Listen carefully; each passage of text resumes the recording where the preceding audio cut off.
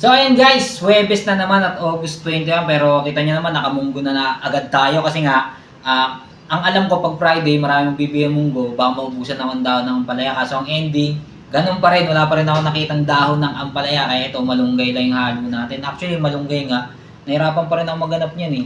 Sa school ko pa nakukuha yan, humingi ako sa guard. Yan, kita niyo naman, hibi lang ang pampalasa niya, tsaka yung chicharon at tsaka yun. Ito, meron tayong protein na naman, tofu.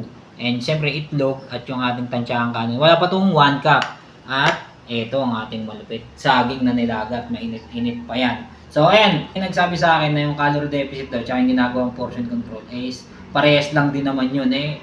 Siyempre, ganun din naman talaga yun. Aware ako ron na alam ko yung principle ng calorie deficit kaya yun din yung portion control parang ganun lang din naman siya. Kasi sa akin guys, ang calorie deficit napakasimpleng energy gap lang yan. Mas konti yung calories na kinakain mo, yung kinukonsume mo, compare sa ginagamit ng katawan mo over time. Pero, yun nga, ang tanong, iba lang siguro sa akin, yung pagkain, yung food choice ko. Kasi hindi lang calories ang binibilang ko rito. Importante sa akin yung complete nutrition. Oh guys, kasi minsan magkakaproblema ka pag sobrang konti na ng calories na kinakain mo, tapos bitin pa yung nutrition.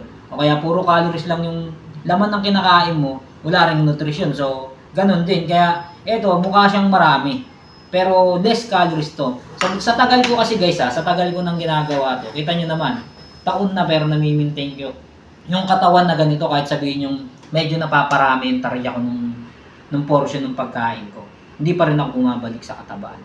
Yun nga lang kasi, may regular exercise ako, which is, yun naman talaga dapat ang kailangan talaga. Kahit 3 times a week lang. Yung exercise ko 3 times a week lang naman din. Hindi rin siya ganun kakomplikado, basic lang din. Body weight exercise. Then, ito lang talaga. Dito lang ako nagpo-focus sa pagkain. Kahit pa ulit-ulit yan guys. Pero at least naman, kita nyo naman, di naman umuulit sa katabaan. Ganun lang din siya kasimple guys. So, sa pagkain ka tumaba, syempre sa pagkain ka lang din papayat. Sama mo lang yun ng regular exercise. Ciao!